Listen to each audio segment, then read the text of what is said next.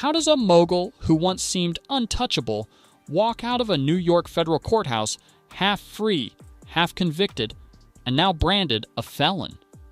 That was the riddle on July 2nd, 2025, when jurors cleared Sean Diddy Combs of racketeering conspiracy and sex trafficking charges, yet pinned him for shuttling women across state lines for paid encounters.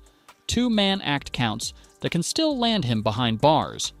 Combs had faced a theoretical life sentence if the trafficking counts were stuck, but legal analysts say the guideline range after this split verdict is closer to 20 months, and he has already logged 10 in pre-trial detention.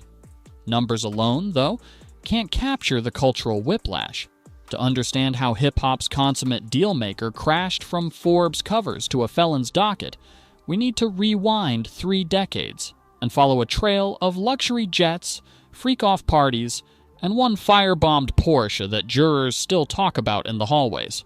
Back in the early 1990s, a hustling intern at Uptown Records turned late-night coffee runs into A&R gold.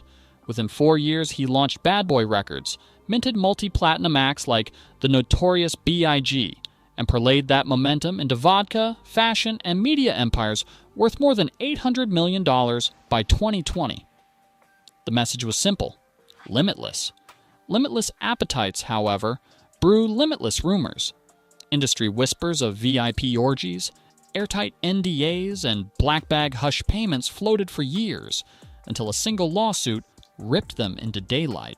That rupture came in November 2023 when singer Cassie Ventura, Diddy's on-again, off-again partner for a decade, filed a civil complaint describing drug-fueled freak-offs, brutal control, and threats if she tried to leave.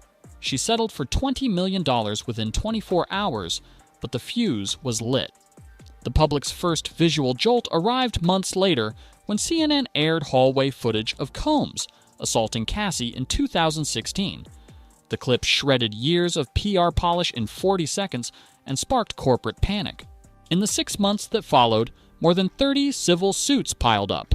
Former producers, assistants, and backup dancers echoed themes of coercion and handheld camera recordings at freak-off weekends. Each filing widened the spotlight, drawing federal eyes. Federal agents struck on March 25th, 2024, raiding Combs' mansions in Los Angeles and Miami. They hauled away encrypted hard drives, stacks of NDAs, and what prosecutors later called logistics ledgers for interstate intimacy. Drone footage of armored SUVs outside the Holmby Hills estate looped for days. The most cinematic allegation, though, belonged to rapper Kid Cudi. Under oath in May 2025, he recalled a 2012 phone threat, Combs allegedly vowing to blow up Cudi's Porsche for daring to date Cassie. Days later, the sports car erupted in flames. Investigators deemed the blaze intentional. Photos of the charred chassis hit the jury's screens like a movie still. Against that backdrop, prosecutors framed Combs' empire as a hub-and-spoke racket. Assistants booked flights, security enforced rules, accountants wired hush money, and the boss curated every detail. 34 witnesses, Cassie, Jane, Kid Cudi, ex-assistant Capricorn Clark, and immunized scheduler George Kaplan among them, sketched a 2-decade pattern of coercion.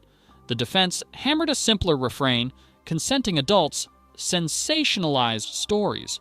Lead counsel Mark Agnafilo conceded what he called ugly domestic violence, but insisted that no trafficking ring existed and that monetary motivations colored every accusation.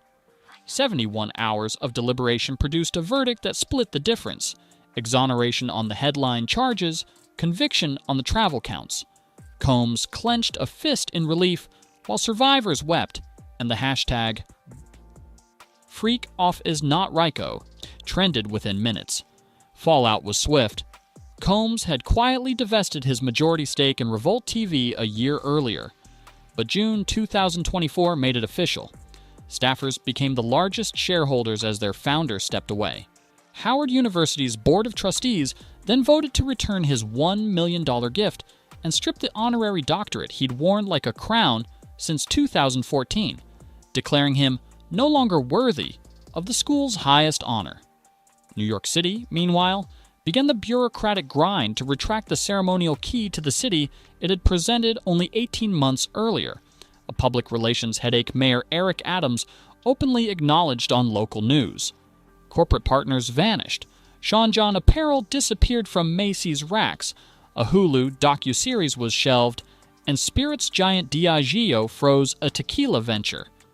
Yet in a paradox that now feels routine, Diddy's back catalog streams spiked roughly 20% during the trial, proof that scandal can still drive clicks.